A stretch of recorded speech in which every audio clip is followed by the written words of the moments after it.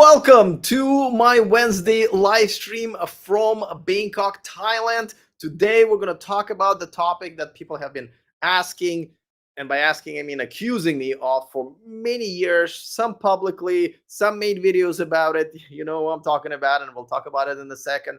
And many of you in comment section. So today I'm going to tell you exactly how much money I make from Chinese manufacturers, other manufacturers, to talk trash about Tesla, because I sure have talked a lot of trash about Tesla. Now, of course, nobody notices when I praise Tesla, like I did the other day, because they kind of beat the NHTSA investigation that lasted for 4 years and essentially brought pretty much no results whatsoever.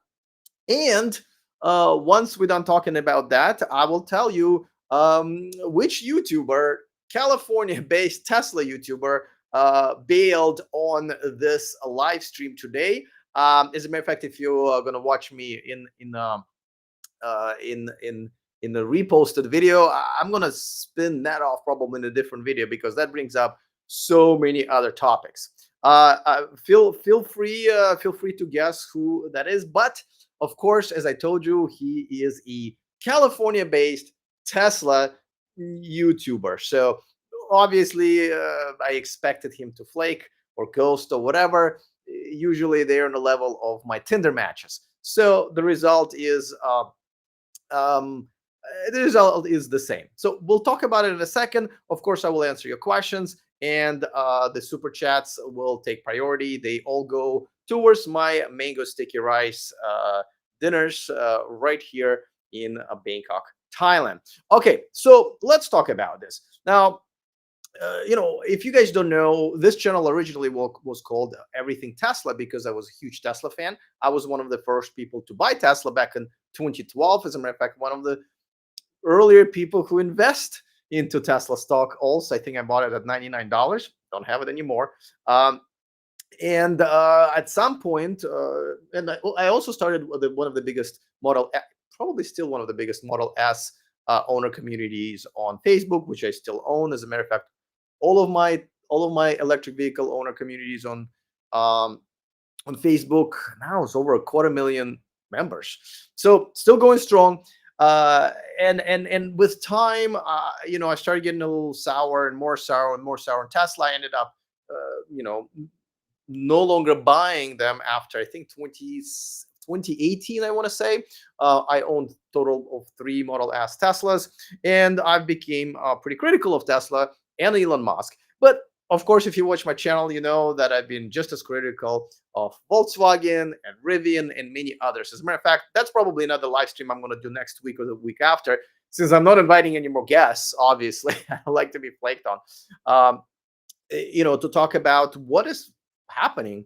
Why are electric cars having such a tough year? Why is Tesla having such a tough year? As a matter of fact, I believe this quarter may be the beginning of a big problem and downfall of Tesla. I don't mean in bankruptcy or whatever, none of that stuff, but it's probably might be either the end of the empire or proof that Tesla and Elon Musk is bulletproof. But let's talk about it next week.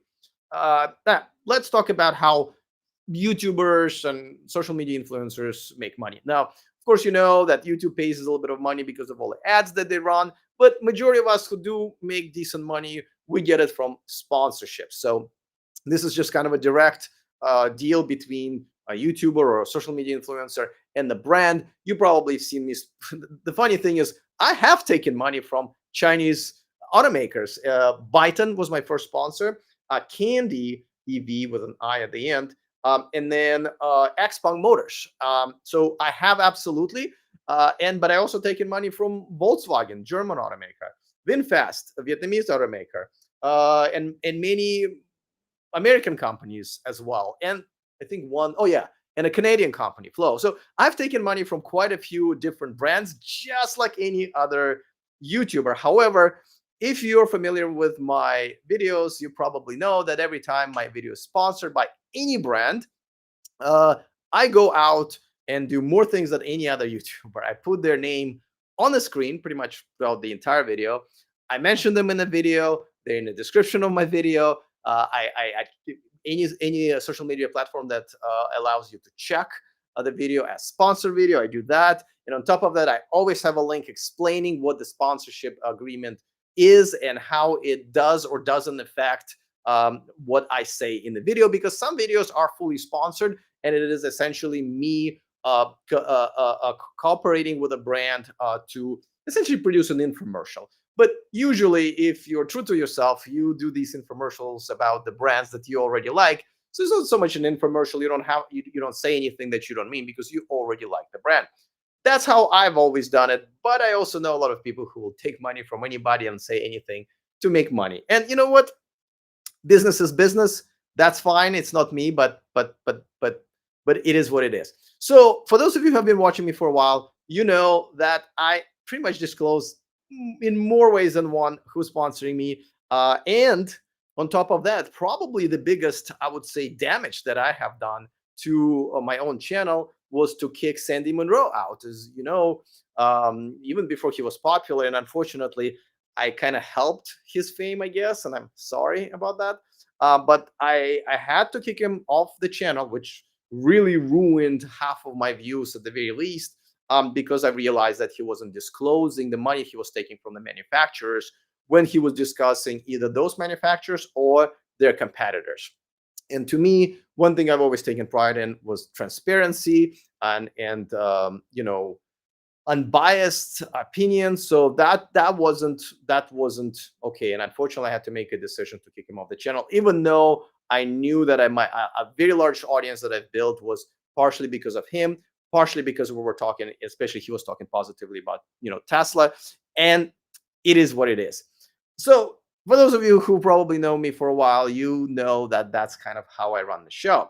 Now, what happens when you take money from these brands? Well, that's up to you to decide what you want to do with the agreement. For example, in my agreement, I've always said that, hey, what you're buying is a 30-second shutout, and everything else in that video, my opinion is going to stay absolutely the same. You cannot buy the rest of the video or the rest of my opinion.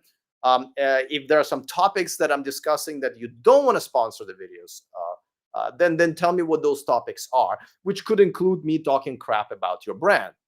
Now, to me, it was easy never to get into conflict of interest, because the brands that I had sponsored my channel were the brands that I really like, Byton and VinFast and all of these brands, and all of the products like NeoCharge and Flow Chargers and all of the stuff, and even the company that did my hair transplants, right? So every time I could, I was actually also a user of a product. I bought a Volkswagen ID4 I leased it with my own money when Volkswagen sponsored the channel. And of course, you probably remember, if you watch my channel for a while, in the middle of my 1-year long sponsorship by Volkswagen, in one of the videos, I talked crap essentially about the ID Buzz, which time has so far proving me right. It is definitely not a next, generation of a legend. It's just another van. It's coming to America, so we'll see how it does in America. But it looks like they're going to start it at $60,000.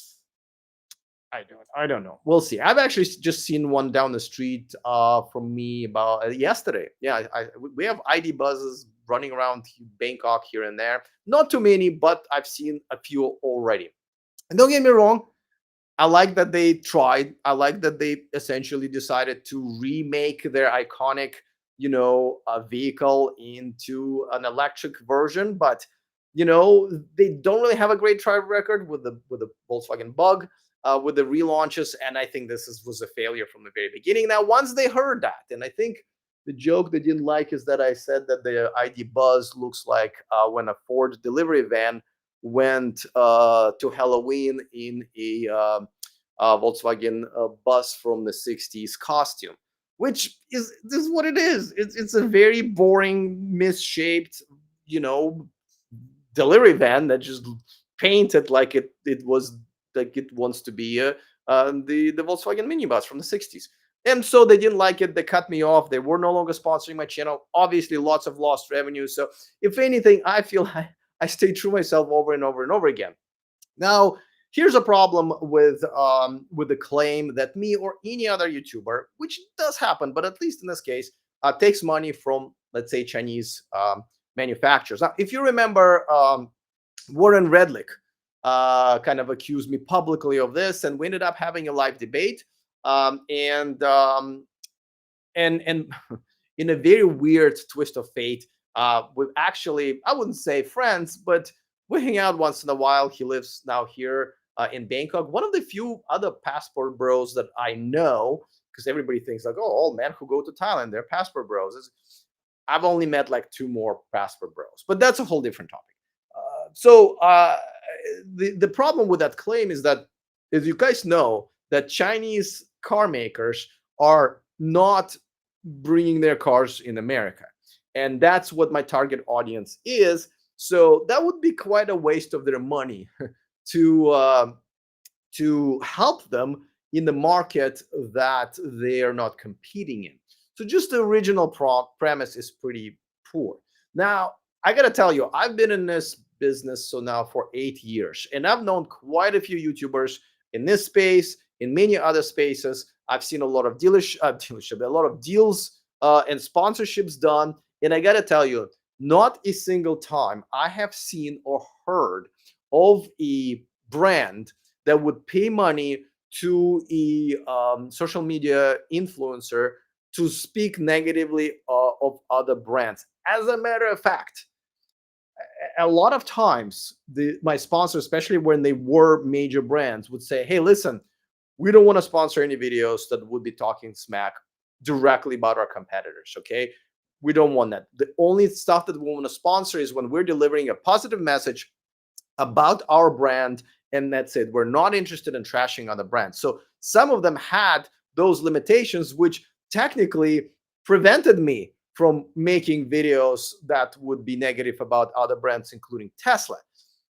So that's sort of one thing that I think just people don't know from the kind of behind the scenes of how this is done. As a matter of fact, if a brand gets caught doing this, I think that would be quite a scandal.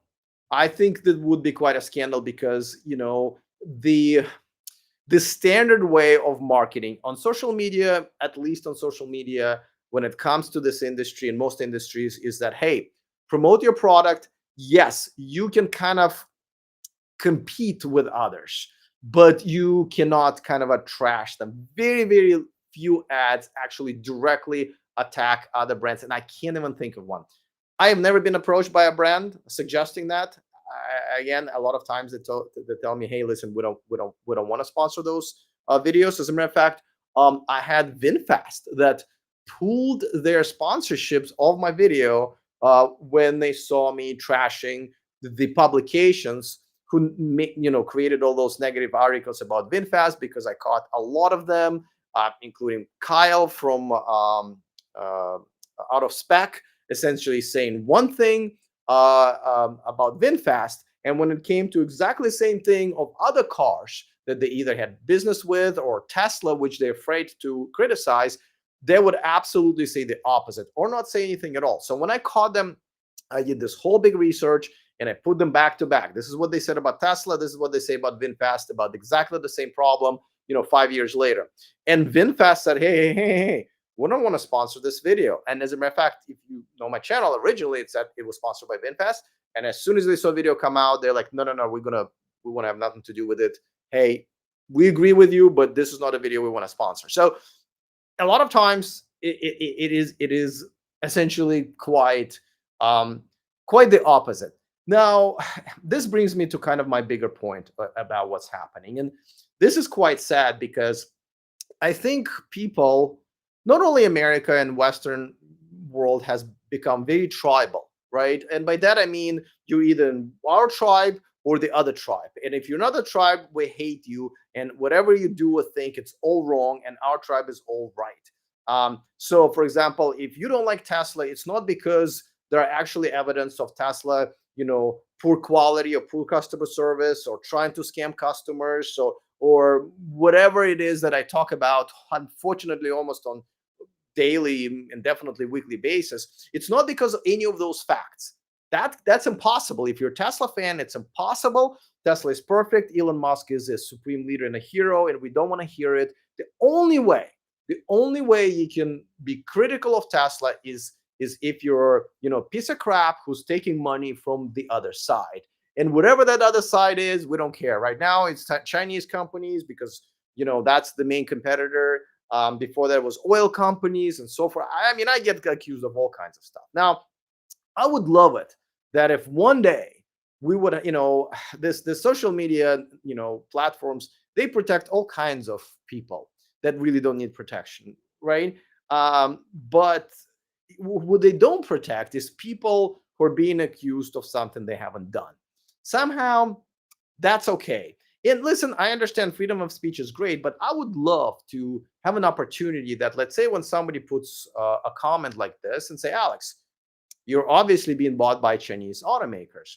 Well, I would have loved to say, okay, well, listen, I would like to go into a YouTube court with you. I would like to sue you for 10, 20, $50,000, whatever. I don't want too much because people have only so much.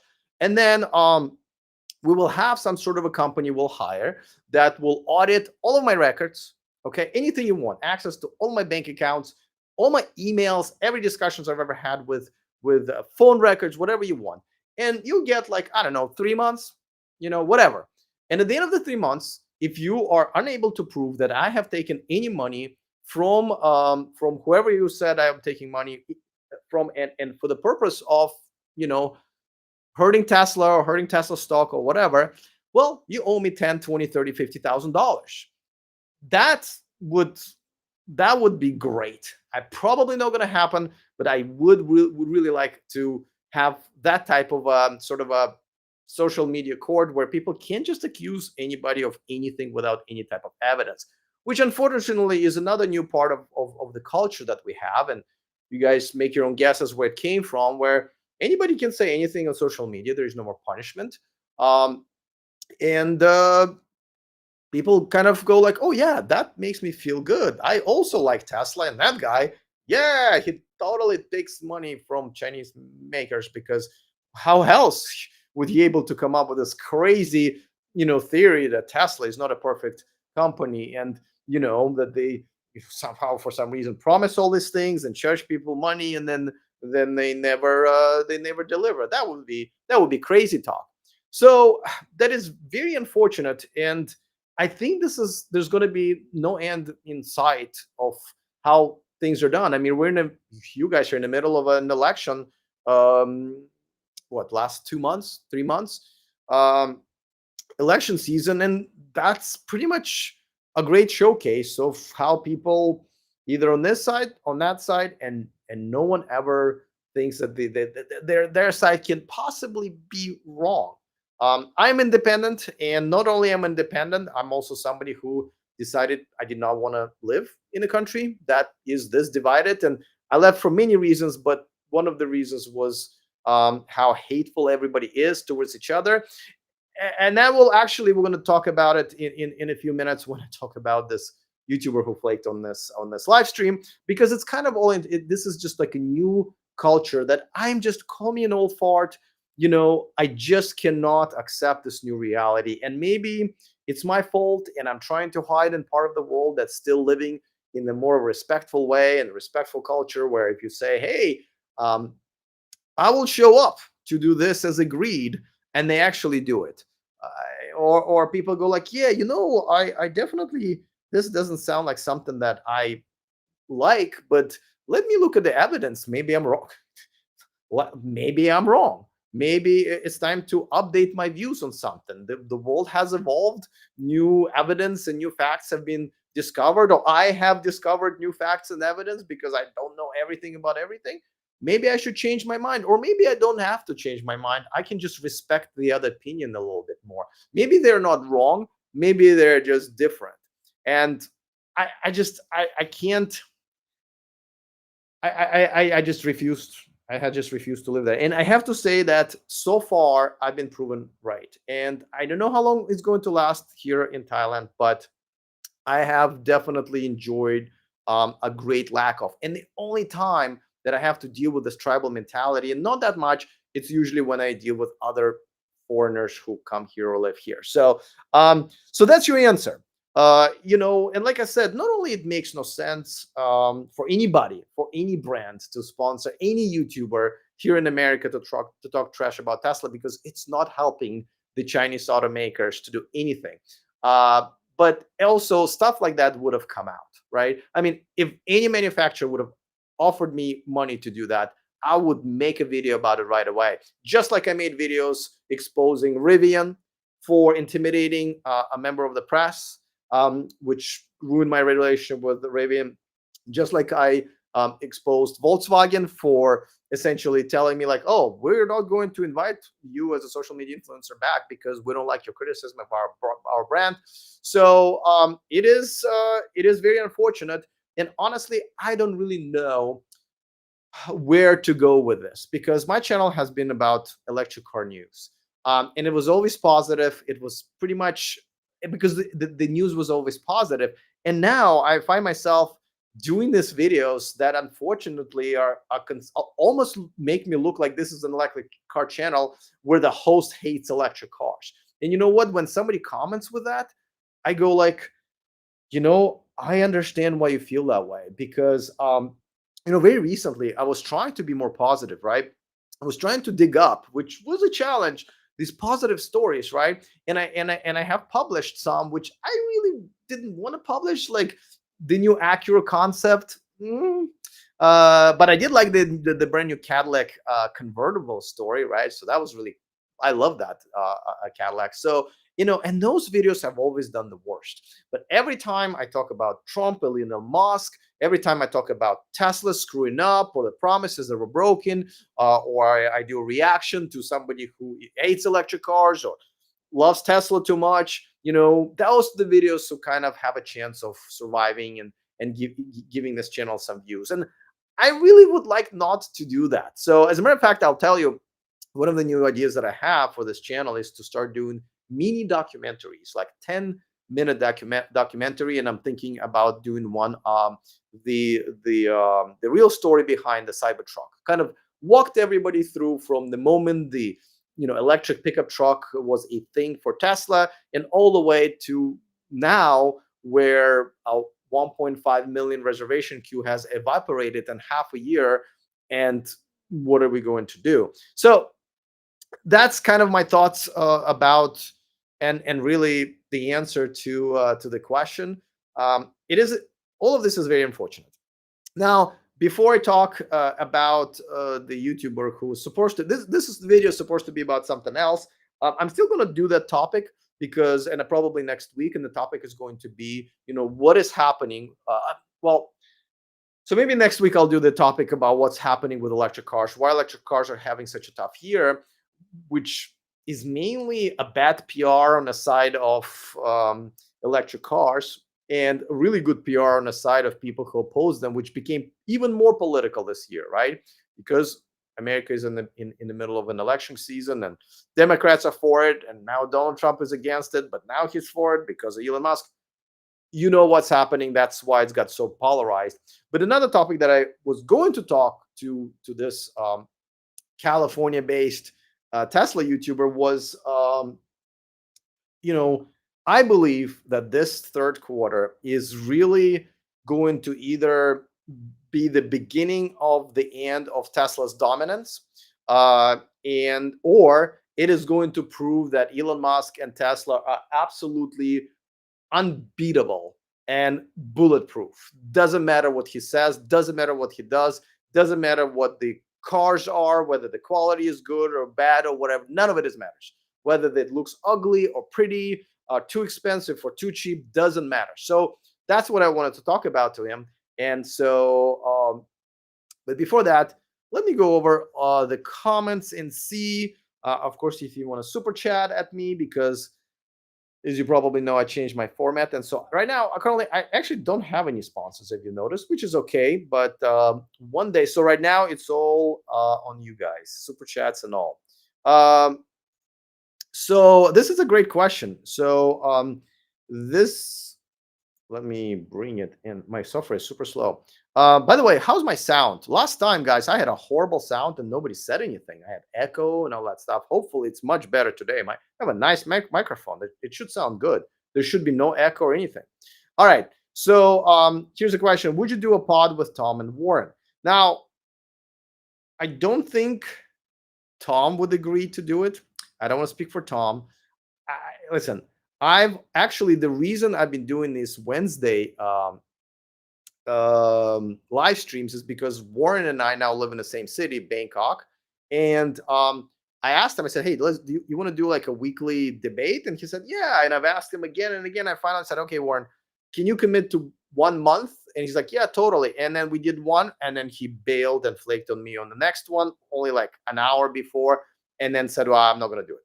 I don't want to tell you more because there was a private conversation, but that was. I thought this would be great, but at the same time, I also started seeing what he posts on Twitter, and honestly, this is why I don't think anybody like Tom would want to have anything to do with him. Is just because I think like, and the thing is, like, guys, in person, he's such a reasonable, nice guy. But when I look at what he posts on Twitter, like, forget about the fact that I disagree with a lot of stuff, but it's almost like he's trying to stir shit up. It's just like all he tries to do is just make everybody fight with each other and him. Um, you know, so I like there were some networking events here in Bangkok, and I invited all of my friends who I know who live here.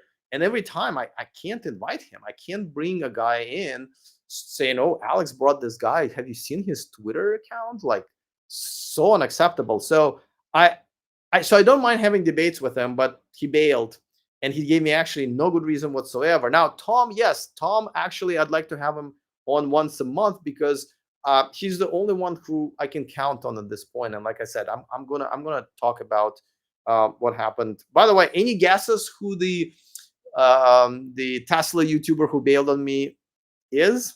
It's not a really big deal. It's not like it was Marquez Brownlee or anything like that. Um, let's see. Okay, Hitchhiker says, "Who is the best electric car manufacturer now, according to you?" Now, here's the thing: who is the best girl to marry for you? I don't know. And what does it mean, manufacturer?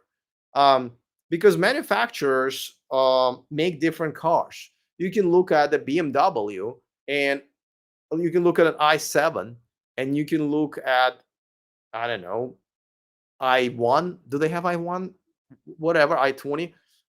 They're completely two different cars. So what is the best car? Like, some people say, well, the best car manufacturer is Tesla because it's more valuable in their stock. And I don't care about the stock. I don't care about the actual manufacturer. All I care about is a product and consumers who consume that product. That's all I care about. So you're gonna have to clarify that question.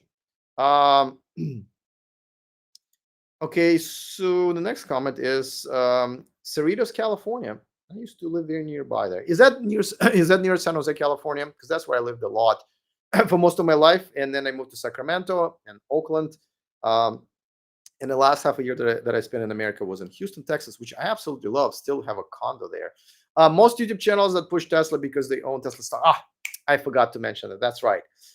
It's funny how you get accused of um, being paid to talk crap about Tesla, and yet those people who accuse me, including Warren, by the way, who did absolutely accuse me of this, they all owns Tesla stock. So they are literally have financial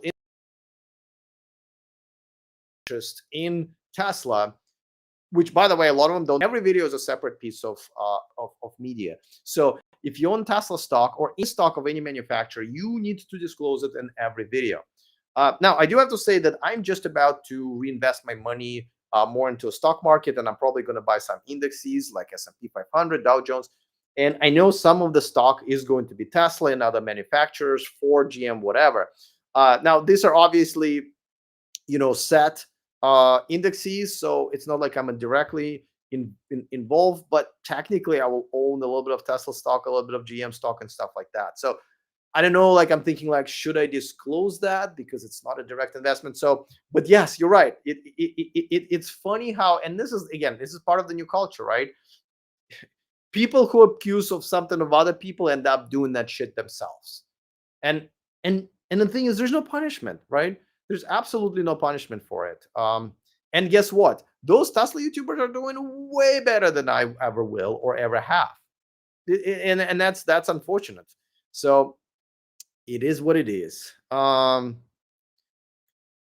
says you have to prove monetary damage in libel case. Just a lie won't get you money. No, I understand that. That's why I'm not launching libel lawsuits. I'm just saying it would be great that somehow, on social media platforms will have their own little courts where, like for example, if I want to sue somebody who accused me of, taking money from Chinese EV makers to talk trash about Tesla, I can bring him to the little, social media court of the platform, let's say YouTube court, and I say, okay, listen, I will pay for whatever administrative fees that need to be done to organize this. I will pay for the judge or whatever the process is.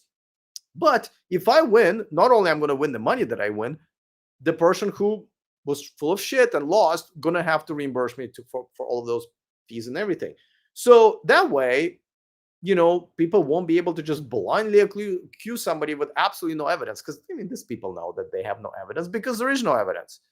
So it is unfortunate. Gao Jing says, just talk less about Tesla. Otherwise, it seems you either run out of topics or Tesla headlines is just clickbait. Well, how about neither? Have you ever thought it's neither? I mean, Tesla is essentially a major player and the leader still in the electric car space. So even if I talk about other manufacturers, the natural, and really my job is to compare it to the leader of the industry, which is Tesla. So it is, yeah, when somebody comes up with the crossover, the first thing immediately, hey, how does it compare to Model Y? That's how people think. That's how I think. That's part of my job. So in these are the headlines. Uh, so I'm not going to talk less about Tesla unless there's less Tesla news. But there's so many shitty stories about Tesla that's coming out every day, and even the publications like Jalopnik and Electrek that have been quite independent and quite pro Tesla for many years are completely have turned on Tesla. I mean, like Electric just talks shit about Tesla all the time. All the time. I'm honestly like, I read some of the articles and I go like, damn, this is written by Fred. He was such a huge fan. He still drives Tesla. From what I understand, he still owns Tesla stock, right? That one I'm not sure about, but he definitely still owns Teslas and drives them. It's like, damn, like this guy's talking. I mean, he says stuff that I'm like, oh, I'm not really sure even if I would say that on my channel. So it's not just me. It is definitely not just me, and it is what it is. Let's say Rick says you take bribes in the form of the demanding business class tickets and Lux Hotel sponsor vacations like VinFest. So I made a video about that as well. So this is a good point, Rick. There's other ways how us YouTubers take money from brands and automakers, and it is when they bring us out to their media event. Sometimes it's part of the car show, sometimes it's their own media event. And what happens is they pay for your flight, business class, great hotel, transportation. Some of these are very lavish trips. And I have documented all of this in a couple of my videos that like I told you guys everything that no one will ever tell you. And yet those videos have done not that many views, even though this is something that no one has admitted in this industry. Those videos should be millions and millions of views because no one else is talking and exposing this. So I am the only one who actually has done it, as far as I know. Now, those trips are also in the same manner. Now, I've never gone on a trip where they said, hey, not only you have to make a video, it has to be positive video. Every time I asked, and I know quite a few YouTubers and just even writers in the industry, I've never heard of a brand saying, hey, this is what we require you to say in order to bring you on this trip. So you're absolutely not even required. I've gone on the trips where I took the trip and I did make a video, you know. So that's that. Now, I have taken a trip and have talked shit about the brand, and that's how I got kicked out or put on a blacklist. I've never taken a trip ever again with that manufacturer, like Rivian and Volkswagen and GM and stuff like that. So if anybody, I've paid the price for not complying with whatever unspoken rule is, which is don't talk shit about the brand, and that brings you out. If anything, if I was a PR of that brand, I would work with me and people like me, critics, a little bit closer. Because if you're gonna just not at all participate in my shaping my opinion about the brand, well, my opinion would only get worse, right? And I don't just mean my opinion; I mean anybody's opinion who is not really getting the second side anymore. So, by the way, no one's demanding business class. The business class is quite a standard in this industry. And this is a lot of times because they bring us to the other sides of the world, and they want us to start attending like media events, press conferences, like same day sometimes. And if you can't sleep on the plane and you end up staying awake for 24 hours, first of all, you don't do a very good job. You look like shit on camera. You make a lot of mistakes. And then because your immune system down, you get sick in the middle of the trip, and then you have to recover for a couple of weeks.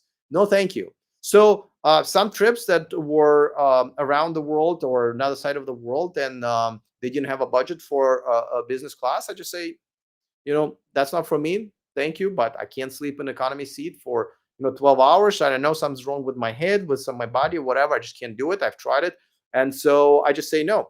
But nobody's demanding. By the way, they're not. If they don't have a budget, they don't have a budget. And also, so they're either flying everybody business class or nobody business class, and so there's no demanding. And don't forget, these are not vacations. That's another misconception that you have, Rick.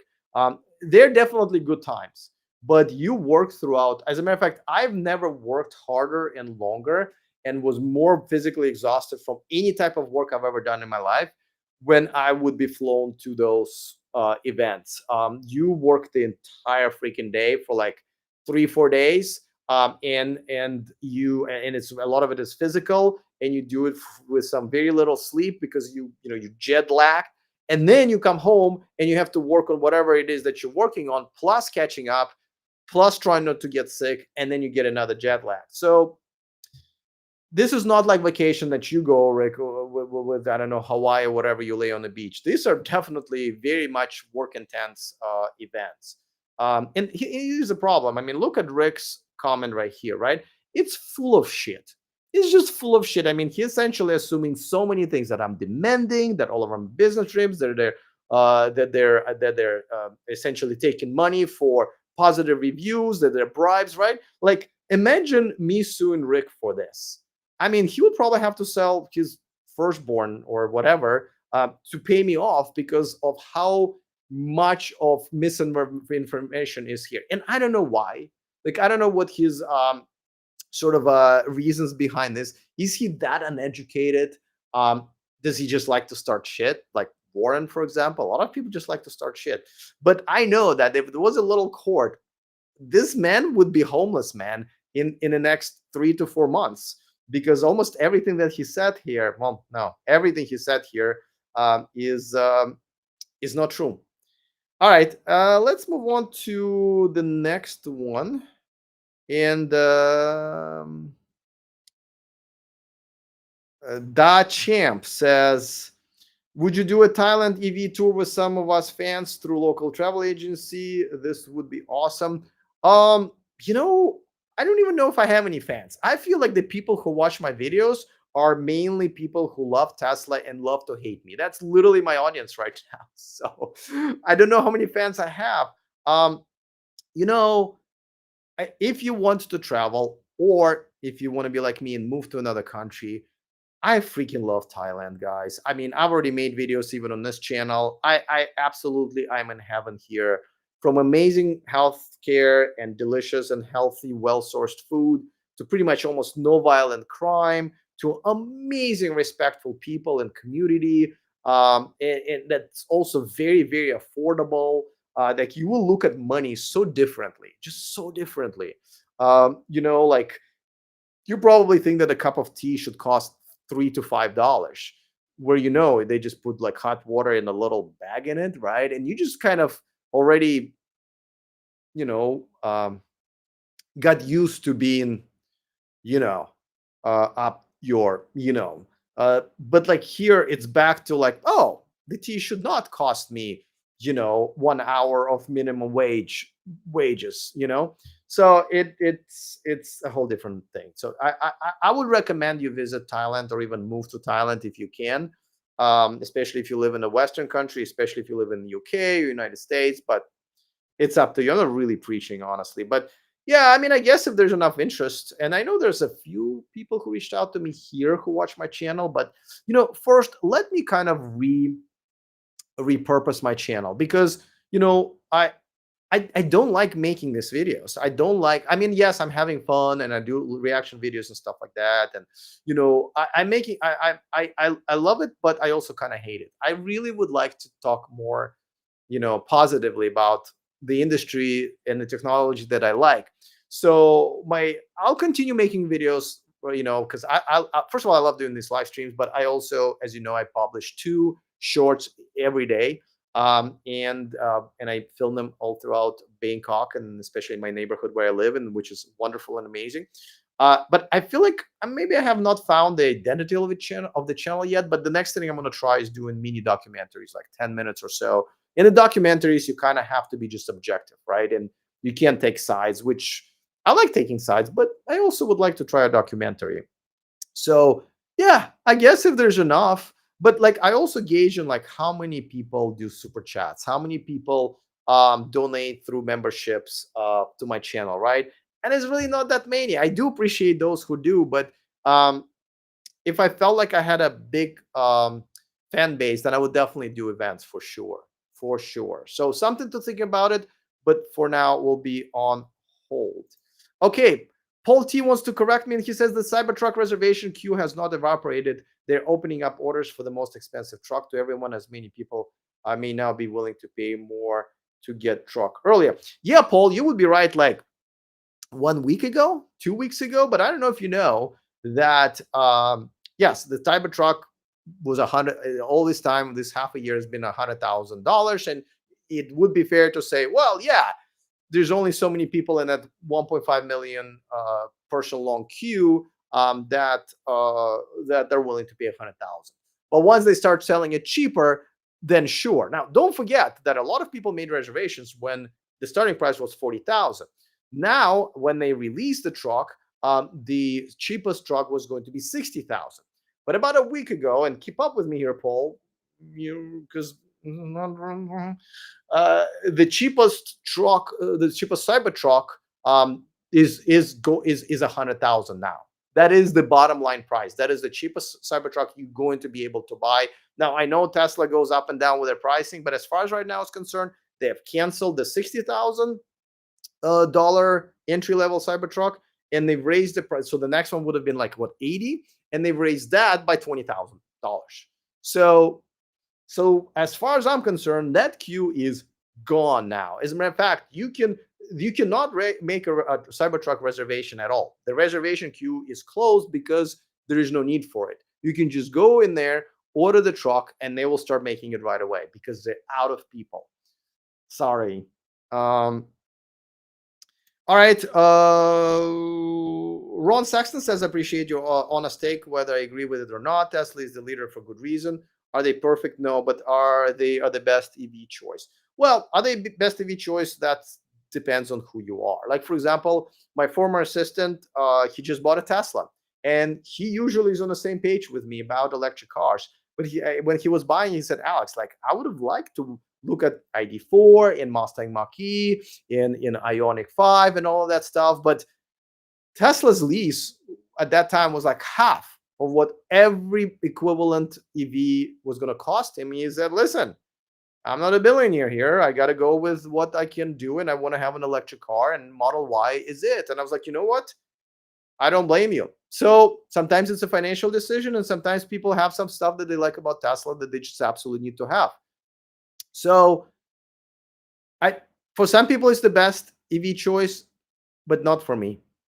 Um, hope that makes sense. Um, Now, Paul, I don't know if you submitted this after I said it, but Paul says they will then start producing the cheaper versions. They have plenty of reservations. They have started producing the cheaper versions that are not cheaper. It's going to be less value, right? But they're not cheaper. No Left Turns says, wait a minute, can I get paid to bash Tesla? Who do I call? Good question. First of all, if somebody's paying people to bash Tesla, they owe me a lot of money. Okay. Now, I'm not going to lie. I also thought about, hey, listen, you can short Tesla stock, right? And like right now, to me, I'm thinking about it because, but the thing is, I really can't do it unless you do it publicly, right? Because I really think that what Elon Musk endorsing one of the candidates is, and with already slumping sales, Tesla is the only EV maker that's actually selling less EVs year over year than anybody else. And there are already stats and surveys coming out that a lot of people who don't want to give their money to Elon Musk, who's essentially somewhat in some ways will give it to Donald Trump, who they don't like, the sales might be horrific and the stock should fall. So I'm thinking about it, but that's what the next live stream is about. Ron says, I loved your honest take on the ID4. It was terrible how they did. But the thing is, don't forget, I didn't make that video because they did something bad to me. Yeah, they were awful to me as PR people, as customer service people. Awful experience. But that's not the reason why I made a video. I really don't like when YouTubers make videos like, poor me, my truck broke down. They were mean to me. No, I went into my Facebook group with over 10,000 members, the ID4 owner group. And I asked people, I said, guys, anybody else is having problems like this? And in that video, you saw the answers. I mean, it was a lot of other people who have the same problems. And I was like, whoa, okay, now I got to make a video because that's just not me. I'm making this video on behalf of a lot of people with the same problem. So that's why I made the video. It wasn't just about me. Paul says, Paul, you should really get a job as a marketing for Tesla. Tesla is no longer just an EV maker. Energy is starting to become a part of the story. Yeah, Paul, that would be a great thing if it wasn't bullshit already 5 years ago, right? When Tesla acquired Solar City, they said, oh yeah, we're no longer just a car company with the superchargers, the solar panel and everything. And then they've done absolutely nothing with that. As a matter of fact, they have a very small market share. They're definitely not number one in solar installations in America. And then they start going down. Now, recently, they started to come back up. And all of a sudden, you guys are playing the same old hits. And okay, show me. But you can't just say that, then realize you're wrong and stop saying it. And now, when it's convenient, you're saying it again. They're not right now. By the way, originally I was really supportive of Solar City acquisition. I thought it was a great idea, right? You get electric car owners install solar panels and battery packs in their homes, and you got the supercharger network. Great, but nothing happened with it. Where were they all these years? The energy company of yours. Again, if they become one, then we talk about it. But right now, don't tell me that they are, because that's not what facts support.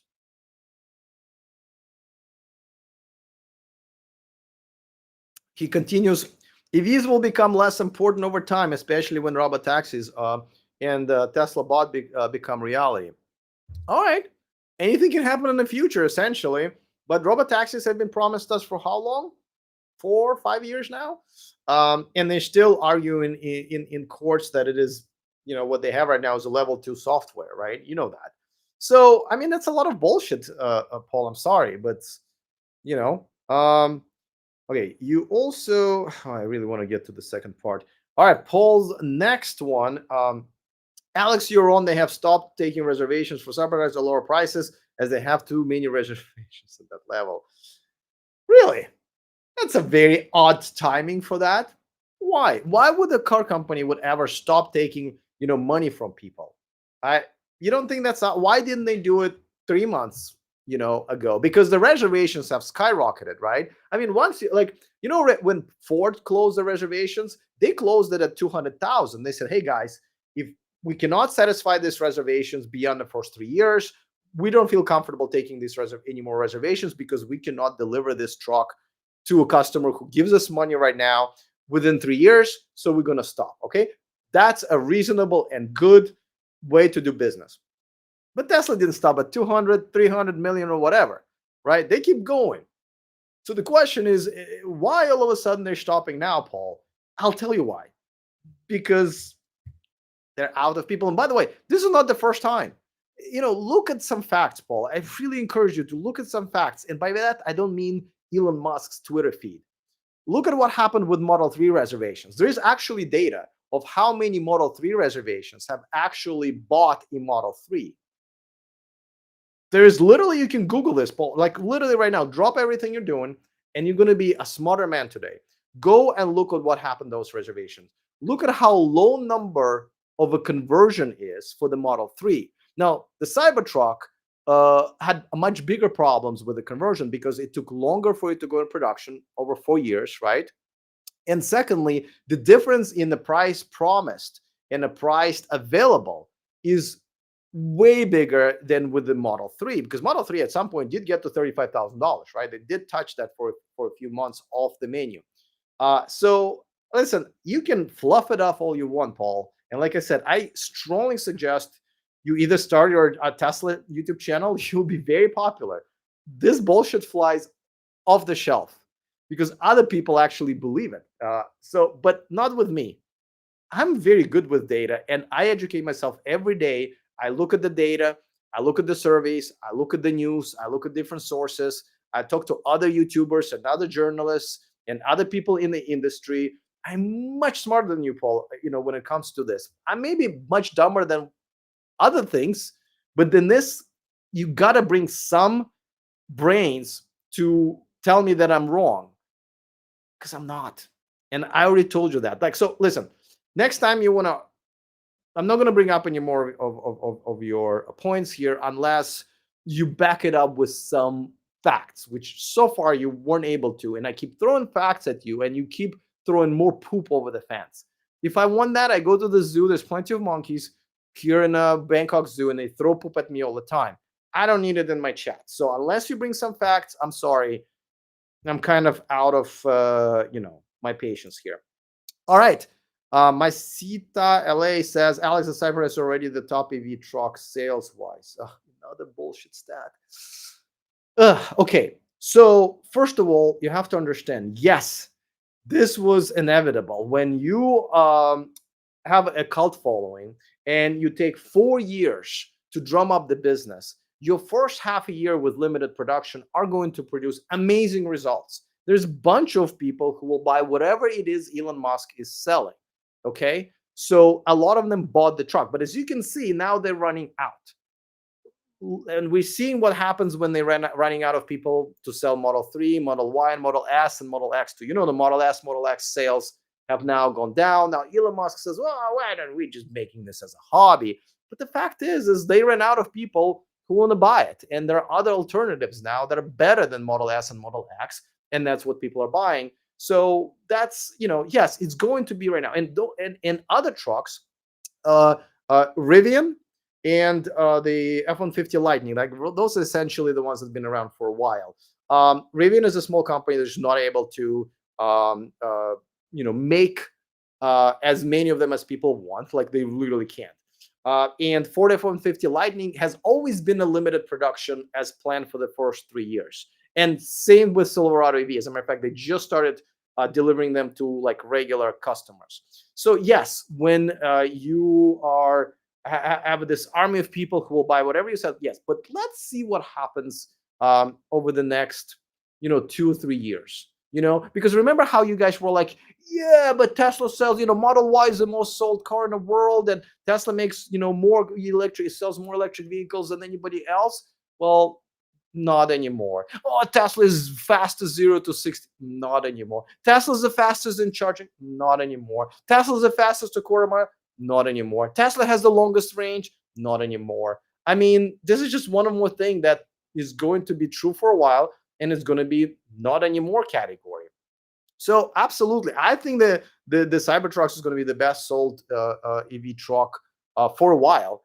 But at some point, people will realize the impact. By the way, wait until the insurance prices will go up. Wait until there will be Cybertruck owners who need their trucks fixed, but no body independent body shop would touch it with a 10-foot pole, and they would have to wait in line for a limited number of Tesla mechanics that are able to work on a Cybertruck, especially on the stainless steel body. I mean, like, wait just a little bit, because we've gone over this already with previous Tesla bullshit. So trust me, they have changed nothing. You will still see the same results. Just why don't you guys look at what happened 2, 3, 4, 5 years ago with the same strategy that Tesla tried to implement? Same person says, do you expect less sales for the Cybertruck in the upcoming months, years? Months, no. Years. So when you mean the less sales, I mean, they're not selling that many of them. So no. But I don't see them getting into like serious numbers where they would be able to compete with the gas trucks, right? Especially they can't sell it in Europe. Don't forget, they can't sell it in Europe. Here in Asia, we don't want that piece of shit. Like, I don't like Elon Musk does not understand life outside of like California and Texas, right?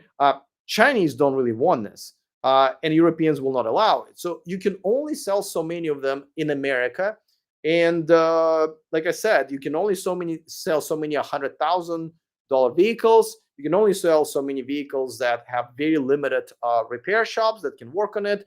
So you know what I mean? So no, I expect them to continue record sales, but it will peak and then it will probably start going down. I would look at the Tesla Model S and Model X probably for what's going to happen. But what I think is going to happen, what probably should logically happen, I don't know. There's no logic here with when it comes to Tesla, is that the sales will drop drastically, and it's because in America. Is because of his endorsement. I mean, he's already become a lunatic, and as you know, there was already a big corporate order that got canceled. So now it's the corporations that are saying we cannot deal with this lunatic. We're no longer ordering Teslas, right? It's already started to happen on that level. People already started saying that I don't want to buy a Tesla because I don't want to give money to essentially Donald Trump or Elon Musk. Or I have other choices. So all of that stuff, I think this is going to come to a finale. And it's going to be, and we'll see what it is. Like I said, either Tesla and Elon Musk is bulletproof. Like Trump proved us that he's bulletproof when it comes like to normal politics. Or we will see that Tesla will suffer some great losses in terms of their sales, like they've already been this year, and probably stock. So that's my prediction. But I've also learned not to predict when it comes to crazy people, right? You can't predict. Pierre says, are Thailand more interesting in Rivian and Ford F-150 Lightning instead of the Cybertruck? Now, listen, here in Thailand, people, there are very few rich people here, right? And I don't see them buying, like I don't see Hummer EVs here, for example. I mean, Hummers in general. I don't see these big vehicles. You have to understand, a lot of people are concentrated in big cities in countries in Asia, right? And definitely in Thailand, it's all about Bangkok. It's traffic, small parking spots, small lanes. There's a lot of motorbikes going all the way around. This is different life. Elon Musk doesn't understand it. You guys may not know about it, but having this freaking tank on the road is completely, nobody wants that. It is not a thing. Like I said, I have not seen. I thought somebody would have already like import one, and I would have definitely seen one because I hang out in the areas where I see all kinds of like the most expensive cars and stuff like that. But the majority of the country, when they need a truck, and we have tons of trucks here, they're for people to do some work. Cybertruck is not for that, and also they want trucks that will make sense for their lives.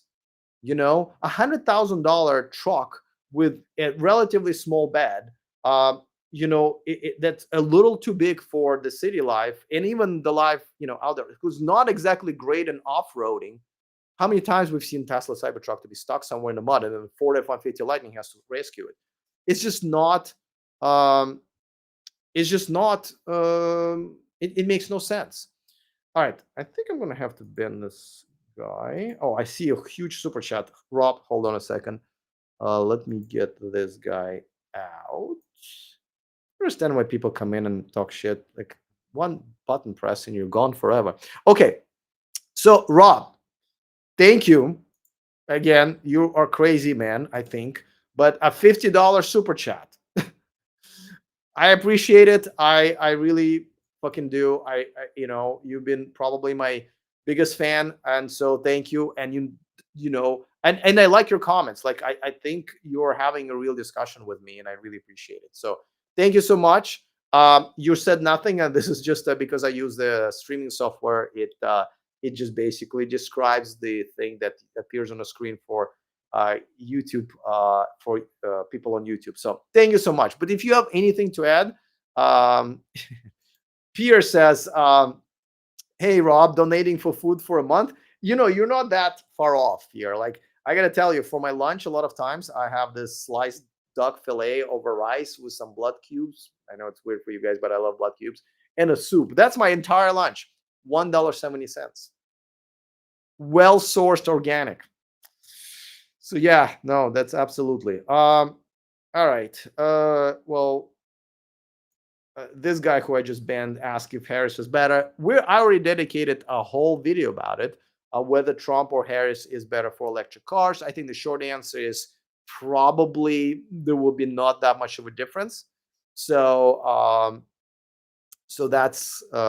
that's my opinion on it. All right, I'll take one more, and then if you want, I'll talk about the what happened with this live stream.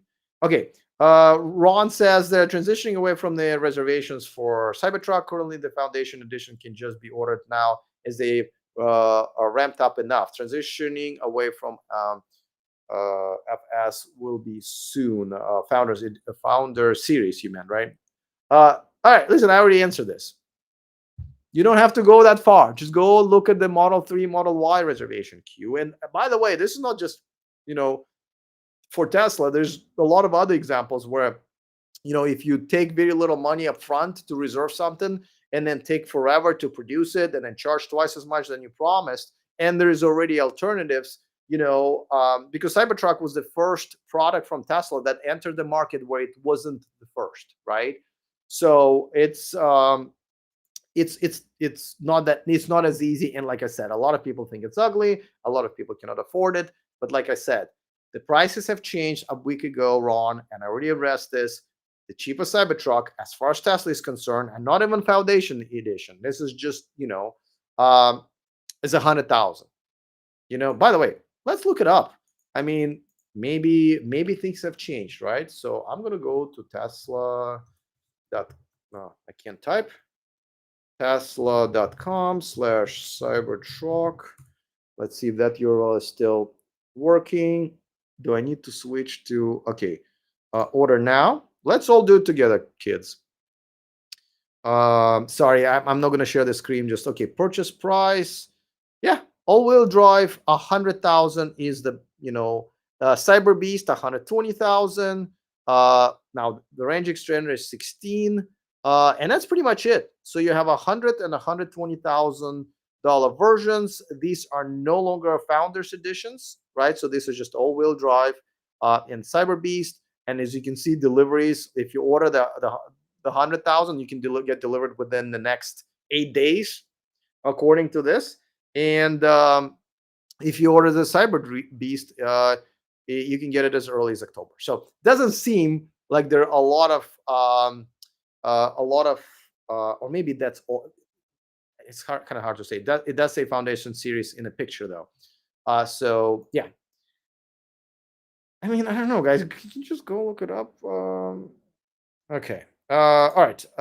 Paul, do I really want to and have fact check? Okay. Okay. So all right. I mean, I already addressed that.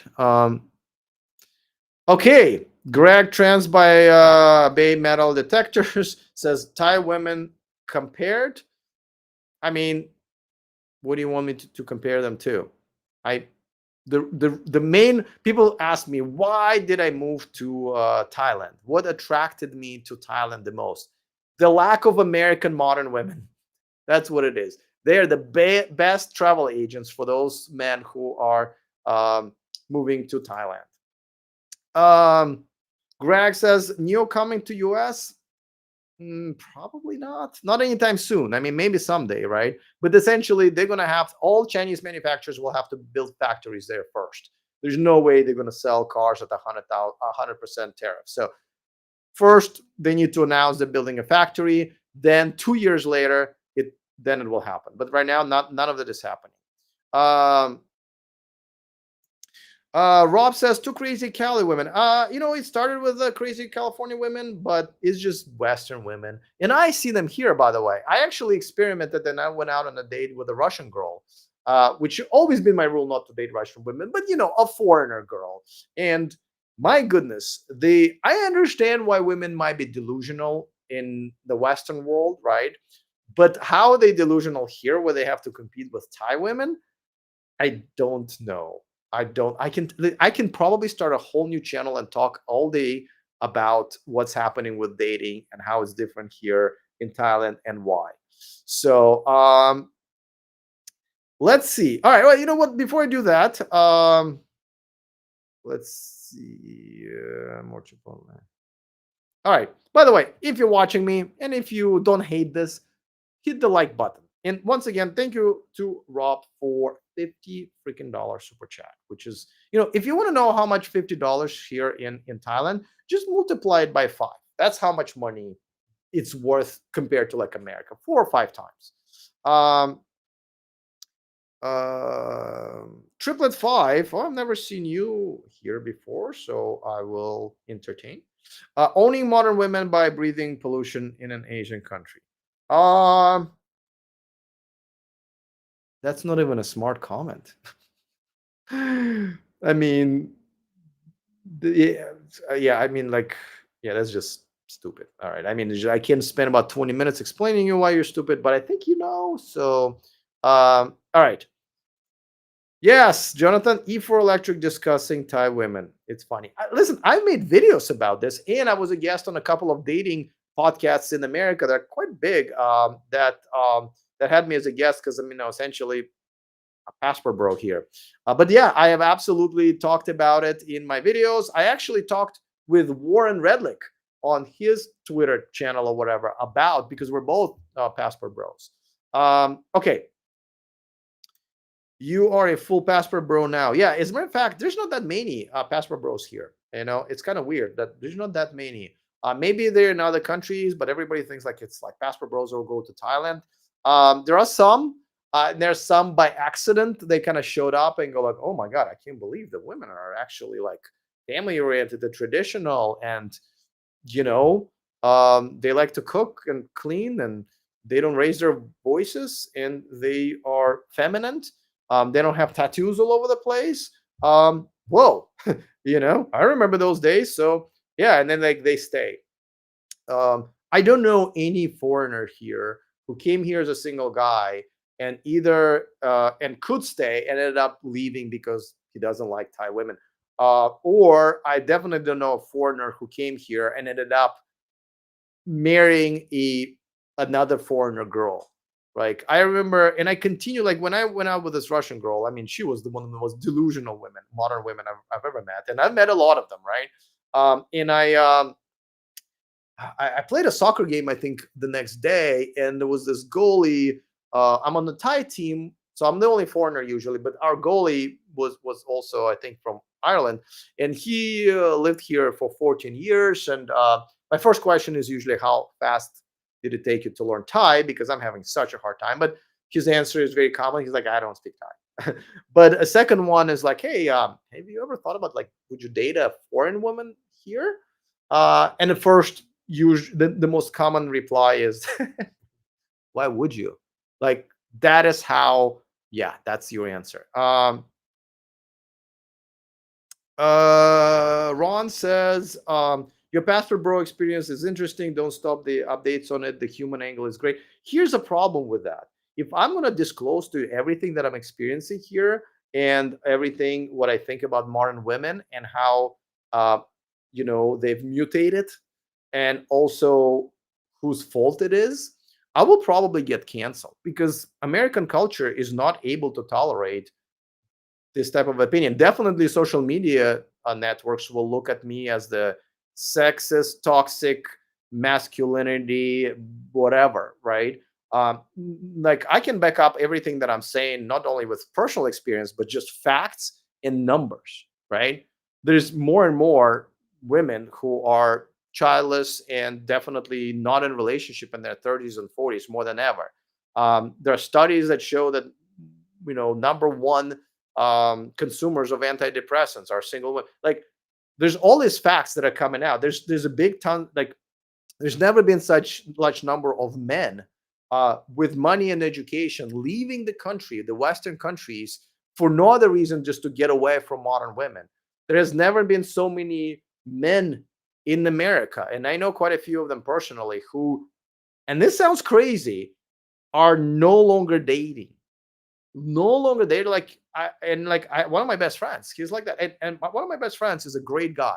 He's in his 40s, maybe he's 50 now, but he still plays sports, in great shape, he makes tons of money, owns his own business, doesn't have any children running around, doesn't drink, doesn't smoke, doesn't do drugs, good man, educated man, and any girl should, you know would be happy with him. He would make a great husband and great father, would never cheat on his previous girlfriends. And he's done.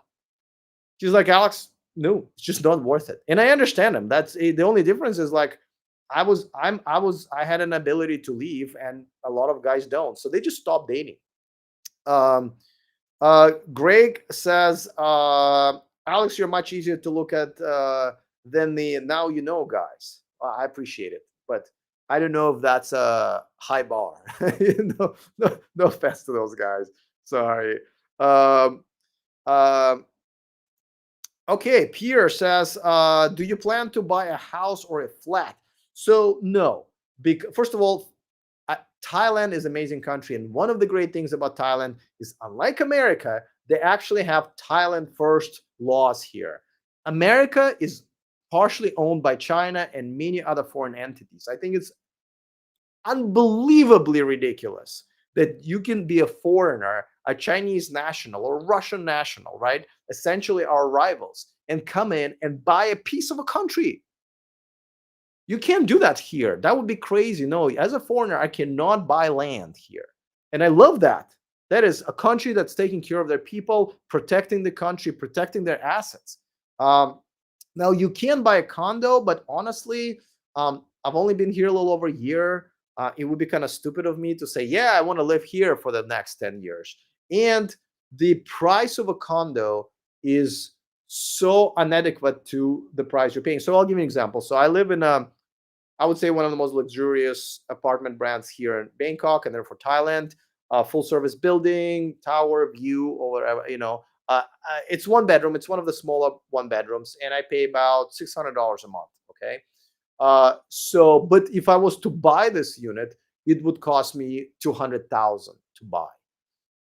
It makes no sense, right? If you're buying for something 200,000, like you're not gonna even make your mortgage back or even close to it if you're renting it out for 600. Plus, this is they have an HOA here. They don't call it HOA here, but you have to pay monthly fees. So out of this $600, with the repairs and other stuff, you're only gonna be left $500, and your mortgage on $200,000 loan is gonna be way more than that. So it makes no sense.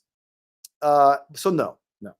Um, Jared the Geek says, I quit watching now, because they just shill for Tesla now. They've always have. There was some period of time when I felt like they were kind of moving away from that and becoming a little bit more objective. But I don't know if that's still true if they went back to the shielding part. Do you guys want to hear about the YouTuber that kind of? Well, I'll tell you about it right now. Okay, let me answer this, and then I'll tell you a quick story, and then we'll get back to questions. By the way, it's like 3 o'clock in the morning here. Okay, Pierre says, my Thai working colleague said that those rules is going away. What rule? Oh, buying a not owning a property. Uh, First of all, your colleague is an idiot. I'm sorry, because you cannot predict what's happening in this country at any point in time. Like this year, forget this year. Uh, this month, we have two major political power shifts. Go look it up. We have like two mini coups here just this month, and this is just business as usual. You know what I mean? So to anybody who says I know what's going to happen in Thailand over the next year or two or whatever, I mean, they legalized marijuana. Then they said we're going to decriminalize it, and right before they did that, they said we're not going to do that. Okay, shit changes here every day. There's one thing that you're going to get used to as far as legalities and stuff like that. Shit changes here all day. So if anybody says that I know what's going to happen in Thailand, especially when it comes to laws, that person is an idiot, or just full of shit, which really are almost the same thing. Um, okay, let's see. Can we talk about? Okay. Ooh, this is two interesting questions. All right, I'll tell you what happened. Oh my goodness, there's so many good questions. Okay. So let me really quick. Okay, the reason I did this live stream 2 hours later. So usually I try to do it at midnight my time, which is 10 a.m. in California. Instead of that, I did it at 2 a.m. my time, which I don't like doing it because my brain is old and it's late. And I had a long day today. Is because I've invited. So like what's his name? Warren has already bailed on me once and forever. And then so I invited a few people, and Tesla Raj was one of the people I invited. I kind of thought, oh, it will be kind of interesting. And so and we agreed on today, and he said, like we picked this time because it was more convenient to him. I said, all right, that's fine. I'll stay up. But you know, haven't heard from him because we had to pick the topic. I have to make a thumbnail. Out of all people, he knows he's a YouTuber. He knows that it takes a while to prep for the live stream. It takes a while to come up with a thumbnail. That's why the thumbnail for this video looks like a drunk 5-year-old created it, right? Because I kind of had to rush when I realized that he wasn't getting back to me. He came up like half an hour before live stream. He's like, "All right, I'm here." I'm like, "Dude, where? Like, you can't come up. You're a YouTuber. You can't come up and say, 'Oh yeah, I'm ready to go.' Let's you go ahead and create everything." By the way, I know I'm getting messages from him, so so just want to make sure there's no update. Yeah, this is like a bullshit excuse. He's like, "Sorry, I haven't been on Twitter lately." Bitch, you knew I was messaging you on Twitter. That's how we talked, how we always talked, and you knew that you were coming on. You know how much preparations I had to do, that I have to generate a thumbnail, you have to generate a title. Some people take days to generate this, and you leave me with 30 minutes. Like, the technical difficulties you want to overcome. So, but you know what? This is not really about Tesla Raj. This is about how people operate now. Yeah, like for example, I used to have live streams on weekly basis, even daily basis, and I used to have some major freaking guests. I used to have Henrik Fisker on. I used to have Lucid CEO Peter Rawlinson on. I used to have Sandy Monroe on. I used to have some really big names on, and these people that I would schedule to come on live to talk to me, right? These people are way busier than Tesla Raj, right? And yet they were all be able to come in at the time because a promise was the promise was a promise. Now it doesn't mean shit. Now it started in my life when I started realizing that when I schedule dates with women, they just don't show up. I mean, this is normal now, but back in the day, I remember the first girl just didn't show up, didn't let me know, and just disappeared. I was like, oh my god, she probably died, right? But then at some point I realized, like, oh no, that's what's happening now. And I was like, wow, dating sucks, right? And then I realized that's what people start doing in the business world. Even people who want money out of me or promotions or something like that, right? And by the way, Tesla Raj and Warren both have way less subscribers than me, right? I mean, not that this live stream is going to change their career or anything like that, but I'm just saying it's not like they're doing me a favor by coming on. So I but so it's just understand, this is not about Tesla, Raj. This is the fact that the world is so different, and I just cannot accept it, guys. I don't know. I just can't. I just can't. I just can't. I don't like it. I can't get used to it. I can't get used to it. This is why I moved away from the Western countries. People still treat each other very well here. People do show up, unless they're Western women coming on a date with me. By the way, so it sucks. Okay, so Charles Clark says, Tesla Raj is my bot if you want me to talk to him. What do you mean? Do I want him to talk to? His parents should have talked to him. This is extremely disrespectful, right? This is extremely. What part of this process do you think you're going to explain to him that either he doesn't know, or you think he needs to be explained? You know what I mean? Like, his excuse is no better than excuse of a 22-year-old Instagram model that I match with on Tinder, right? Oh, I don't check Tinder very often. Well, bitch, we met on Tinder. There's no other way of how we communicate, and this is where we agreed to the meeting. Where do you think? Like, why didn't you check it? It's on your goddamn phone that everyone's glued to at all times. And by the way, every time I would send a message to a person saying, "Hey, you being a shitty human being," they reply right away. And I'm like, "Oh, look, you've been checking your phone all this time," right? Or if I would be like, "Hey, I have $1,000,000 here. You want to come over and pick it up?" All of a sudden, no one's busy. Everyone's checking all the messages, right? So, by the way, what does it even mean I'm not checking Twitter? You don't have to like crank up a machine and start it up to get Twitter messages. It's right there on your phone. We all have the same pretty much phone. We all know when you get a message, it literally appears on your screen. Don't insult my intelligence and suggest that I don't know how messaging works. And I think that's even more insulting.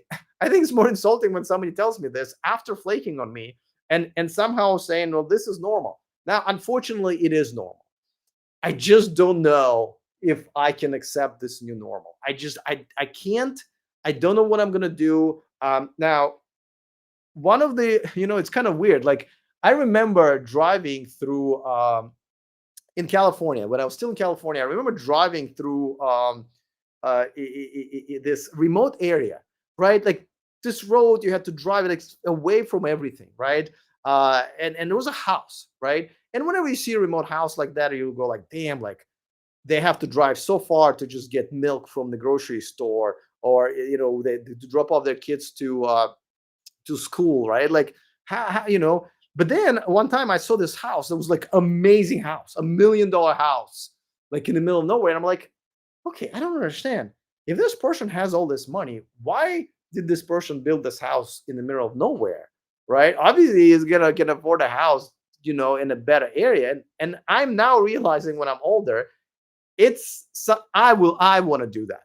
I want to get the fuck away from people like Raj and everybody else who's just no longer willing to be a respectful human being to somebody else who's, technically, not helping, but maybe helping.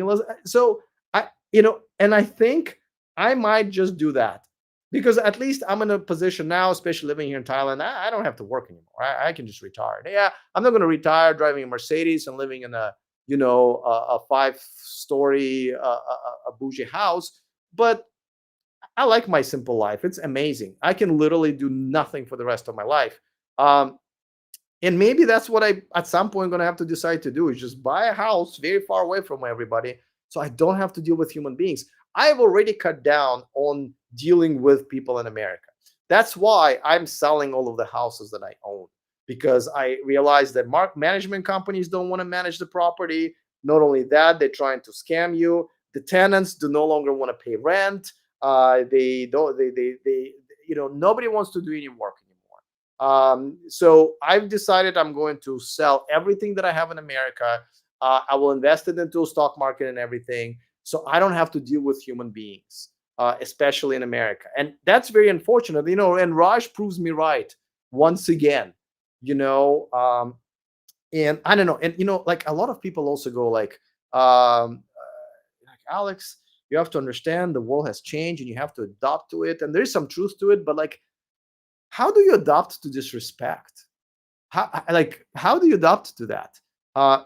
Like today, I live in a building, and like I said, this is I can get canceled for this, and I'm not going to say the nationality of people, but I'll tell you they were not Thai.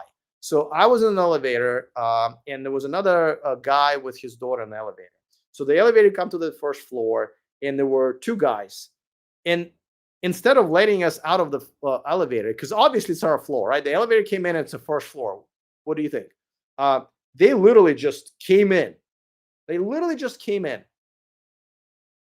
I've never seen this in my life before until like 5 years ago. What, you're not going to let people out of the elevator? Like your neighbors were your neighbors, and there's a child in here.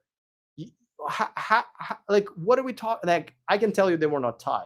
If I tell you who they are, there will be censors and YouTube people and bunch of Karens telling me how I'm a racist, right? So, by the way, and here I can say that, and all Thai people will agree with me. So, the new world is not for me. It is just not for me. Um, Greg says, careful, you retire, you expire. No, I understand. I don't ever want to retire. My father is 95 years old and he still works. As a matter of fact, he just gave an interview to one of YouTubers because my dad is like old school AI guy from the 70s. He did AI back in the 70s. So, yeah, I agree with Chris. People are the worst. Not here in Thailand, though. Thai people are amazing. I have yet to have a Thai person be rude to me, with an exception of Thai women who are westernized. That's the only exception. It is amazing here. This is why I like it here. Rob says you should never accept that is the new normal. That is not normal. It is simply rude and unprofessional. Rob, yes to I should never accept the new normal of disrespect. However, unfortunately, it is the new normal. The behavior of Raj, and by the way, Warren did the same thing to me, right? Warren literally committed to a whole month of doing these, and then not let me know. Like the second time we were supposed to do it, Warren basically didn't even tell me he's not coming on. It was me like, hey, dude, like, where are you? We should start talking about a topic. And if I didn't message him, he wouldn't have probably even told me that he's not coming on. And then he said, well, I'm not doing it anymore, right? And it was only like two more times left. So, and the thing is, these people are damaging themselves, right? Because like I told you, like with Warren, there are a lot of networking events and great opportunities. I could have brought him in, especially he's new to Bangkok. He's new to the this business community. He could have benefited from meeting this people here, but I can't bring someone like that, right? Like if Raj was here, I could bring Raj to the networking event. So it's very unfortunate, and it is what it is. Romeo Zulu says people are absorbing their phones and forget how to relate to people. I agree with you. Yeah, but here's the thing. But if I'm contacting you on your goddamn phone, the way we always talk, that's the only. I've never talked to Raj in any other way except for on Twitter. And if we're supposed to do this, how you come up half an hour before that, knowing that I've delayed myself going to sleep by 2 hours for your ass? And like I said, this is not really about Raj. This is just how people are now. And I struggle to think what I can do. And like I said, I'm hiding in the country that's still traditional and good, but I'm afraid it may not last for that long. Okay. Mark says, while I'm in the same situation, I'm preparing to sell my rentals or flip them as land contracts. I'm headed to Thailand, Vietnam, and the Philippines to check out dating and relocating. Well, I can save you some time. Vietnam, you can live there forever. Don't forget, we need visas. You don't just show. You can show up as a tourist in most countries with a U.S. passport, but you cannot show up to a lot of countries. Just stay there. So Vietnam is not very friendly to those people who just want to come in and live there, unless you start a business there or unless you're already working for a company. It's not an expat friendly country. Philippines, for my taste, best women. However, so there's plus and minus, right? All those women speak English. Problem is they all speak English, so they all understand Beyonce and Taylor Swift and all this modern women brainwashing. So that's the negative. Also the bigger cities like Manila, they're just not safe. I'm not, and in America, I was able to carry a weapon with me, so I had some protection. In these countries, you cannot have a gun, okay, legally at least. So you have no protection. So if you're in a high crime area and you cannot hide this that you're a foreigner, you're putting yourself in danger.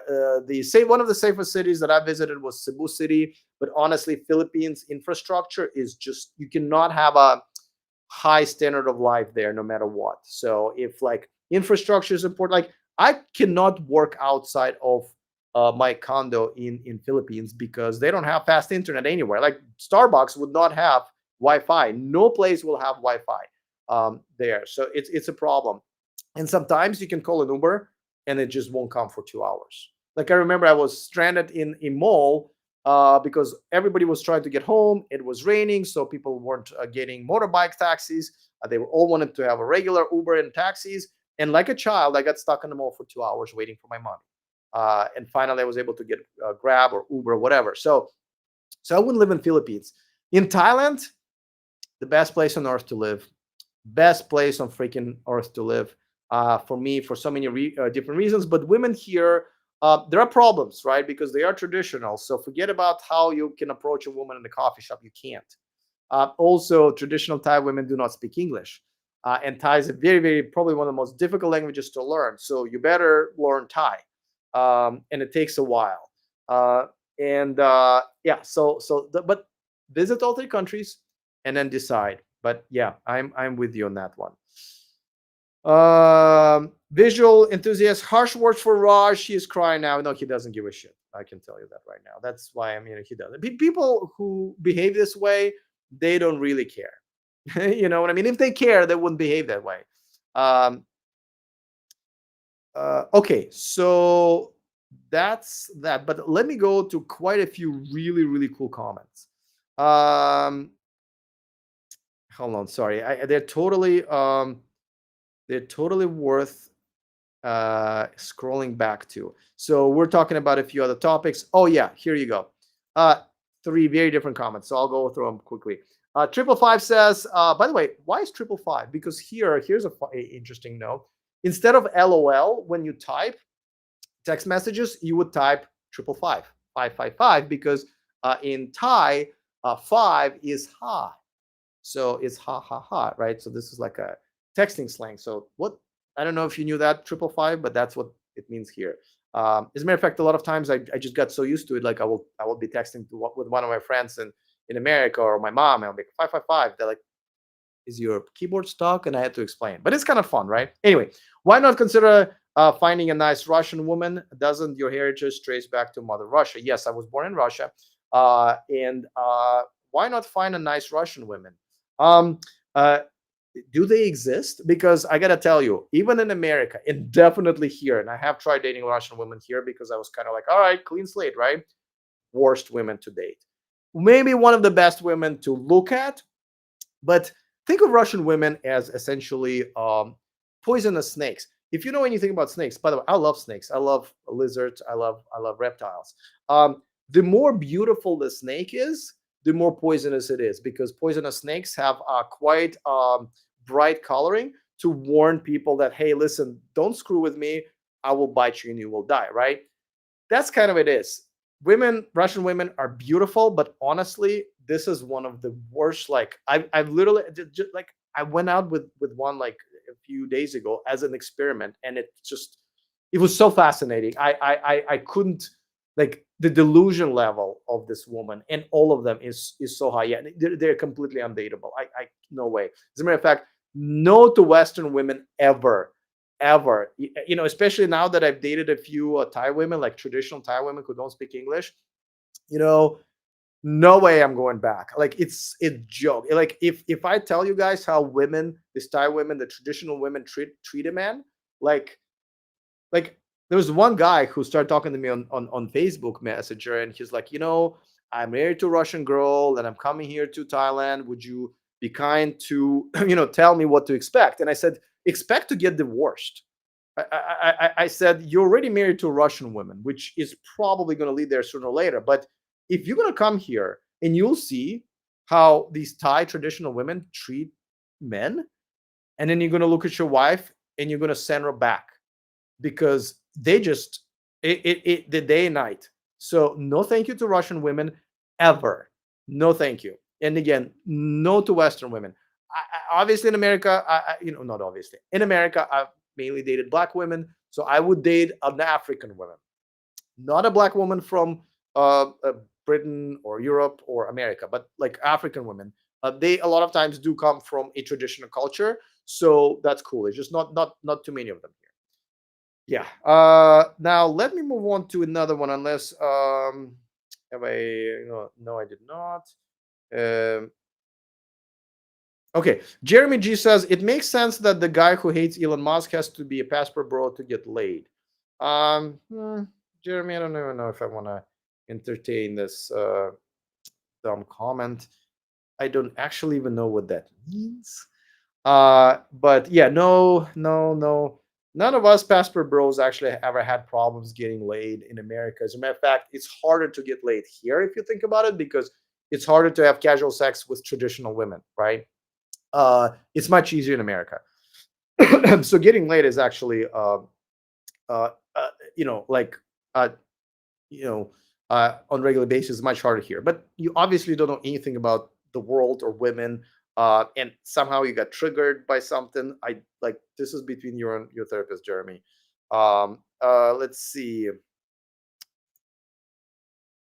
Visual Thai traditional women TTW. Okay. Um, okay. All right. So let me move on to another very interesting comment. This one's back to electric cars. It's almost like this is electric car channel. Okay. Let me go back. Sorry, I have to scroll quite a few. Oh, okay, here it is. Alex, you're CEO of Tesla for a week. What do you change and accelerate? This is actually an excellent question, Charles, because there are a couple of answers, right?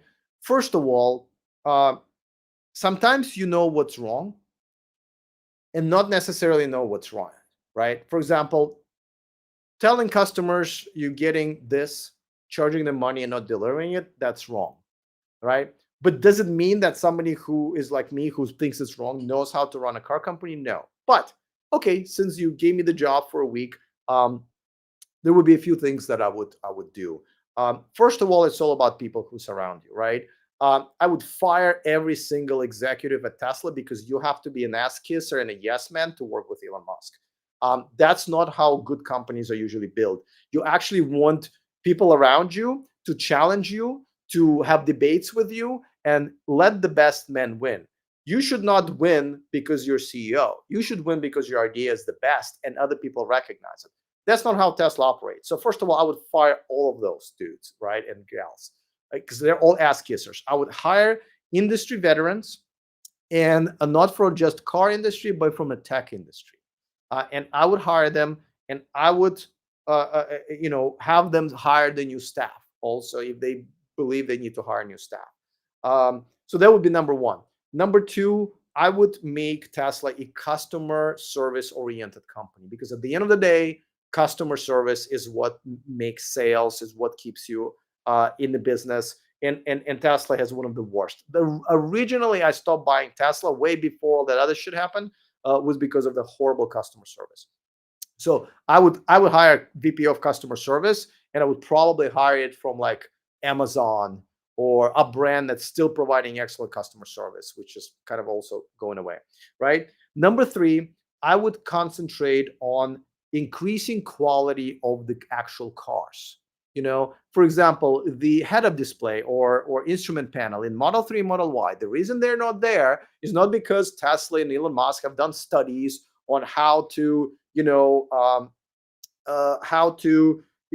whether or not it's better or worse that people to look at the screen. And they did it for one reason and one reason only, and they've admitted to it, is because they wanted to save money. They wanted to make profits, which I understand, but that's the reason why it's not there. So I would put features in these cars that are necessary. I would put a car Apple's CarPlay and Android Auto in the cars, right? I would start putting features that just regular stuff that other cars have that Teslas are missing. So that would be another thing. It's just like feature complete. I would absolutely change the direction where FSD is going. Okay, I would completely give up. I would cancel FSD the first day because it's not ready. It's not going to be ready anytime soon.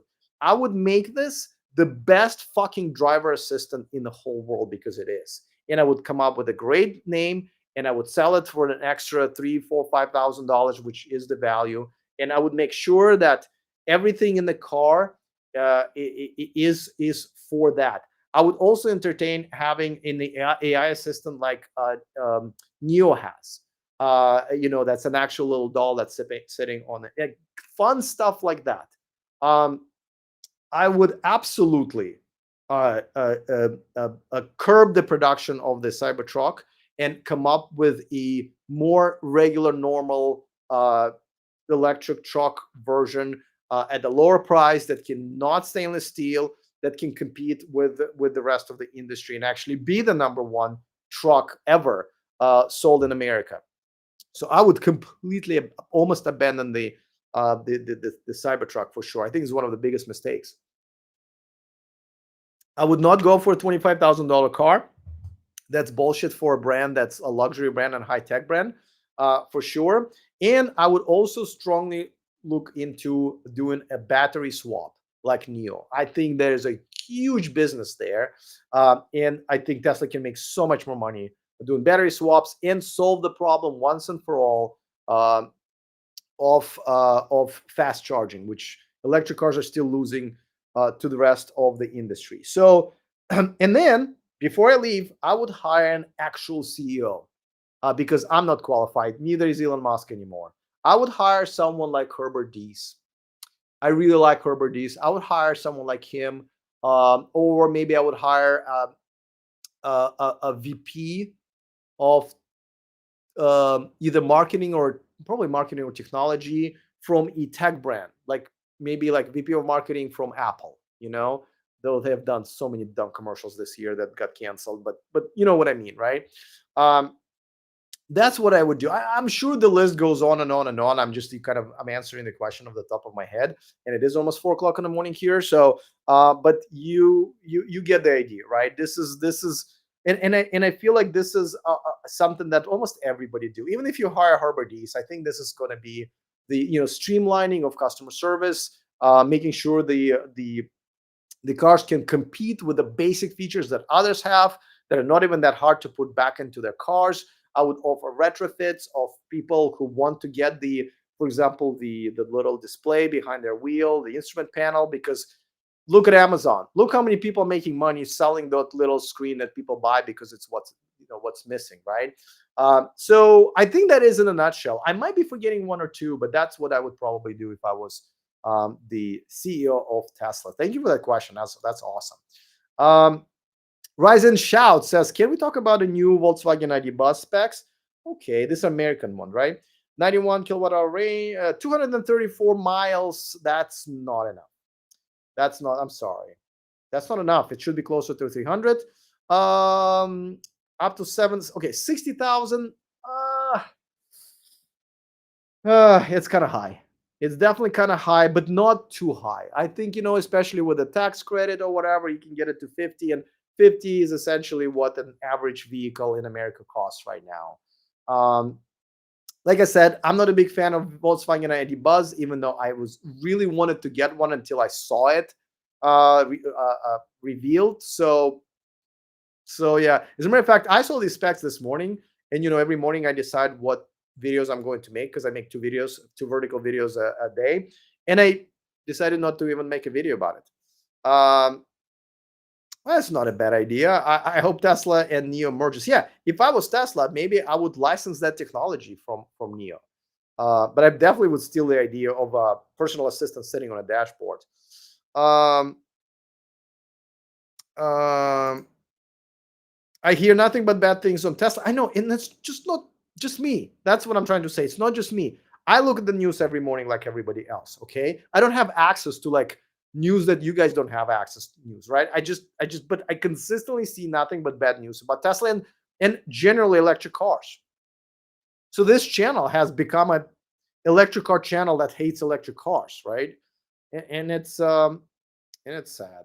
Um, this is a tough question. Hey, what EVs would you recommend to a family of four with 300 miles? Guys, I your family of four, are they four adults or two of you and two babies? Do you do long distance trips, or you just go to school, store, work, and then come back? Do you charge at home? Do you have ability to charge at home, or you have to charge at the back? Like, there's so many different variations that nobody can decide but you, right? You have to first, as far as the 300 miles range is concerned, do you really need it? And if you do, then how often? Maybe it makes sense if you go like one road trip or two road trips a year. Maybe it makes sense to, at this point, just rent a gas car for those trips for now, right? And then maybe you can get something with 200 miles of range, like an ID bus. Um, are you planning to have more kids? Do your parents live with you? Maybe you need a bigger car. So I don't know. Like, there's so many questions I want to ask that I can't give you guys an answer. I'm really sorry. It's like recommending a sushi restaurant. I don't know what kind of sushi you like. You know what I mean, or which girl you need to marry. Well, obviously you know which one, but like generally speaking, it's so different for everybody. you know. Let's see.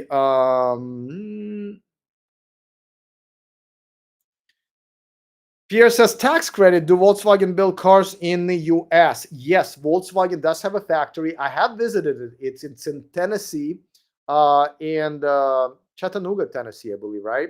Very nice town, actually. Very white though. My assistant, who is a dark skinned Latino guy, he was like, "I feel weird here," but that was a few years back. So yes, I don't know if they're going. I mean, I'm assuming they're going to build the. Huh. You know what? I need to look this up. So I don't know if they're going to be building the ID buzz there, but it would be kind of stupid if they don't, right? Because they want to qualify for the tax credit, and they had a couple of years to figure it out because the ID buzz was already launched in Europe a while back. I'm losing my voice. All right, I think unless there are any more super chats or very cool, interesting questions. Man, I'm gonna have to make 3 videos out of this live stream because I usually repost the main part, but I feel like we had 3 different parts here. Ricardo says, I love your channel, and you're the only one that can be critical of Tesla, and I love Tesla, but I'm biased. Yeah, here's the thing, man. The only reason I criticize Tesla is because they deserve criticism, and I criticize Tesla for what they're doing and they've done to you, the customers. It is an abusive relationship at this point, and I would like to point that out. So when I criticize any brand, it's usually, and my channel is a consumer-based channel. I don't care about the brands. I don't care if they're just about to go bankrupt, or I don't care what their stock price is at or whatever. I don't care. I only care about how they're treating the customers. That's what this channel is about. Let's see. Rob goes, go to bed. I know, I will. Kig Batter says, I see the ID buzz and think PT Cruiser. Don't insult PT Cruiser like that. How dare you? It will sell well in the beginning, then it will be ridiculed. Something that I predict for the Cybertruck as well. But by the way, ID Buzz is not really exactly selling that well in Europe either, right? It's not exactly a phenomenon. Rob says, I love Tesla. I also hate their CS. I'm sorry, guys. My brain is just not working.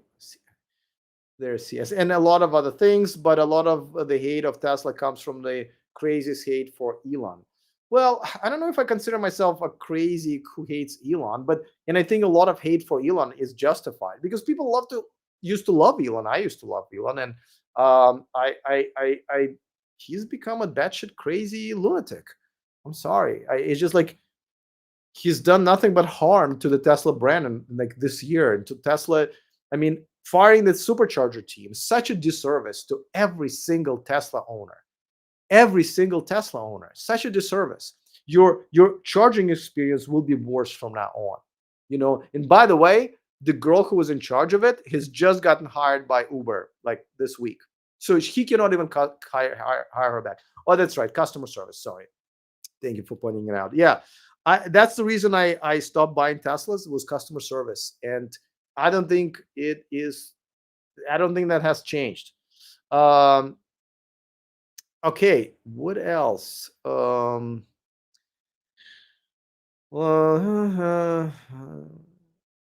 Okay, Paul says, like the way Tesla has really failed by doing what they have done over the last 20 years, FSD will save many lives when it comes.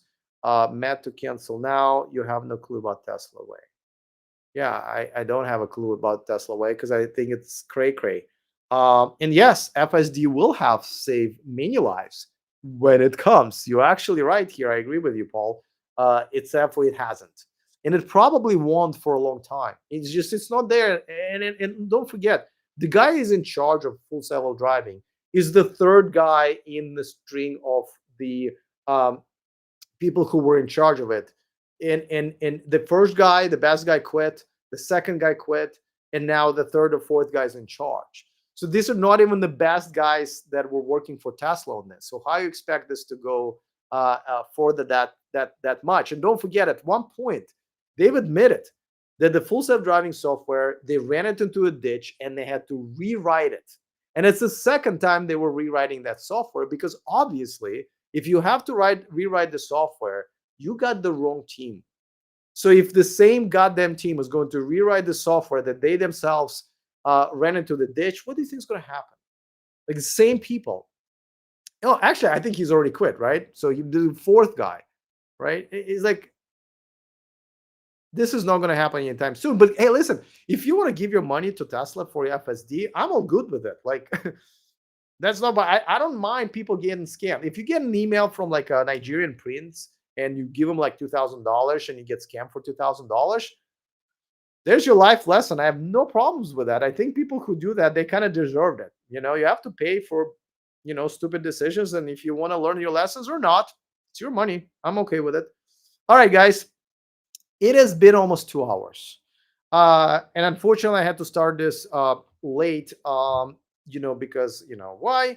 Um, Thank you for hanging out with me. Thank you to Rob for another generous $50 super chat. I really appreciate Rob. I really do. Once again, thank you. Next week, I already might have another guest, but at this point, I'm not even going to bother scheduling guests except for Tom. Tom is a personal friend of mine and an amazing human being, so I know he won't flake on me. But I think next week we're going to talk about why electric cars are having such a bad year. And after that, closer to the end of the Q3, I want to talk about how I have a feeling I want to see the delivery numbers for Tesla. I have a feeling they're a freaking mess. I wonder if there are any early indications of that.